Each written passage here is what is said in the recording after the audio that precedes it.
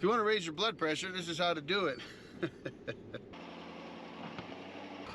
Hey folks, welcome back to the channel. We find ourselves on the last log of this job, a Big Doug Fir. And I need to get this log milled up, then get the sawmill packed up, get everything cleaned up, the camper packed up, and everything else. And then, well, I'm going to call it a night. And the reason for that is I'm 150 miles from home. And so trying to pack everything up, get everything sorted out, get a mill dragged out of this location, and then drive the 150 miles all the way home is a little bit much to do after a long day of milling. So we're going to get this log milled up, get everything packed up, and then crash for the night, get up in the morning, and get out of this site. And as you saw in the beginning there, it's a little bit of an adventure getting out of this location. So let's get this big old Doug Fir milled up, and then we're going to get out of here.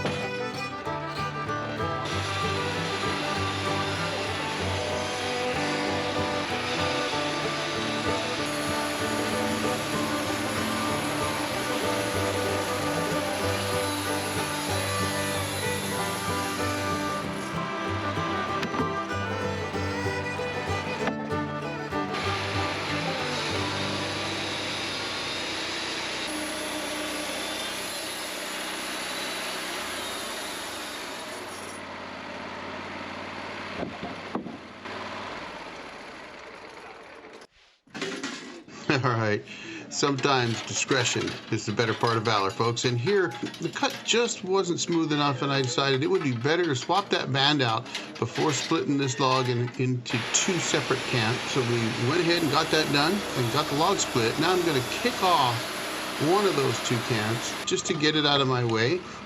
You can see it's pretty big. So sometimes it's just easier to take down one part of the log versus both parts. So in this case, I decided, since we're making 4x and 6x and 6x8s and so on, sometimes it's just easier to make the beam you need to make out of one cant.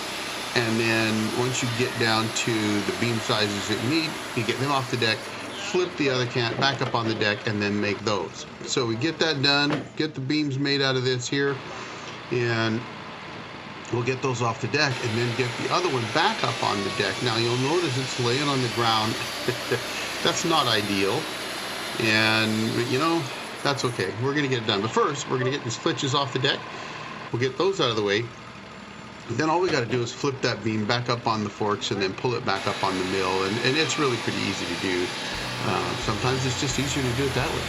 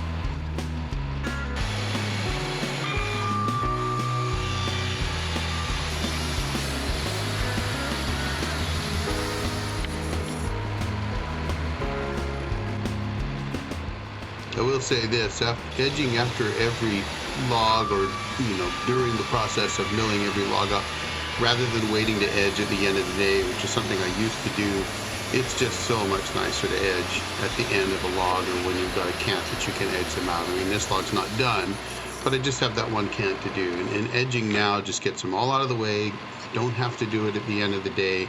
And I won't say it's slower. I don't know that it's faster, but it certainly isn't slower. In fact, I think it is faster than trying to do them all at the end of the day. So here we go. We're going to get this big this big cant up on the deck. It's a pretty good size. That's about a 22, 23 inch wide piece. You saw the log clamp there. And look at that. Just knock her down quick and easy. Nothing to it. You probably were thinking, that's going to be a while. We're going to mill that into something. Nope, just into beans. Got her done. All right. Now all we got to do is clean up the mill and then get out of this job site.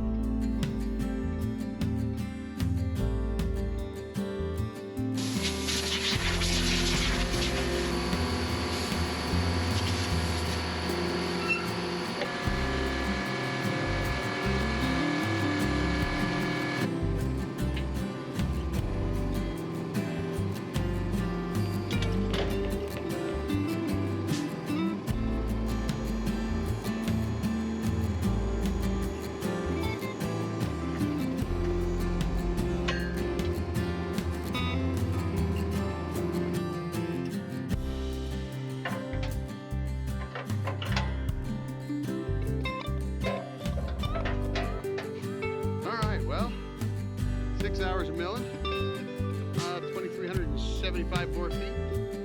Not bad. I think we're running really close to 400, but that's pretty easy to do when you're milling 6x6s and 6x8s. I did, I think, 2 6x8s and 13 6x6s, so there's like 800 board feet right there. But got a lot done. Not as much as the customer wanted to do and I wanted to do, but all he had was help today. And because of the distance that I travel to get here, it's 150 miles to get here. Even if I were to leave really early in the morning, I'd still end up getting up here late in the day. So I went halfway, camped out overnight, then made the last 70 miles to get here this morning, and got here about 8:15 or so. But by the time we actually got all the way here to the job site, got the mill set up, the camper set up, and everything going. And then I did all the setup on the mill and all that kind of stuff, and figured out the cut list and everything else. We didn't start milling until 10 a.m. So makes for a short day. Not bad though. I'm okay with short days.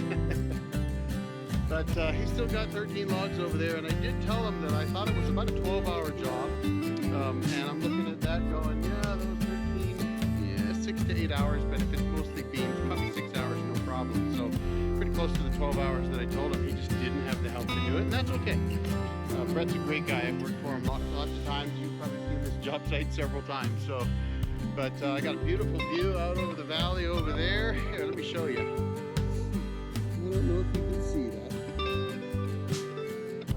All right, folks, here we go. So this road is deeply rutted, off camber. You can just kind of see some ruts there. It's a pretty ugly road. They did carve out that corner so I could get around there pretty well, but watch this.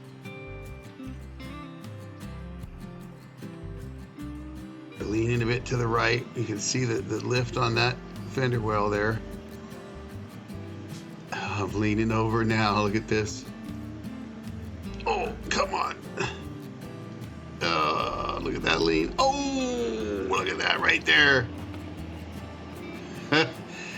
When you're in the truck, you feel like you're just going to fall over. Look at that. Just wrenches to the side. Now, if you don't know much about truck campers, if you're not familiar with them, they're tied down with, in this case, torque lift tie downs. They've got a bit of a spring in them. It allows some movement so you don't break your camper tie downs. But, they're not solidly fixed to the bed, and they do move around, and you can break your camper, you can break your truck. It can cause a lot of damage. You literally rip the camper out of the back of the truck. So it's something you always got to watch out for. It's a real challenge. Well, folks, we're almost out of here. This is such a crazy drive that I sometimes wonder why I do it. If you want to raise your blood pressure, this is how to do it. Oh my goodness. You know, I hope the cameras capture just how crazy this is. You know, if you were just in a Jeep, you wouldn't even notice it. It'd be nothing. When you're in a 9,000 pound Ford F350 dually and you've got 4,500 pounds of camper on the box and you got a 4,000 pound sawmill behind you, it's crazy. You know, and I don't know what kind of side angles you can take with a camper like this. I think I saw 9 degrees at one point. Holy smokes, crazy. And you know, I try to avoid it at all costs, but oh my goodness, it's crazy. So anyway, I'm almost out of here. Just 100 yards or more, and then I'm back on the pavement. So I'm gonna let you guys go. Y'all have a great day. The old Jarhead out.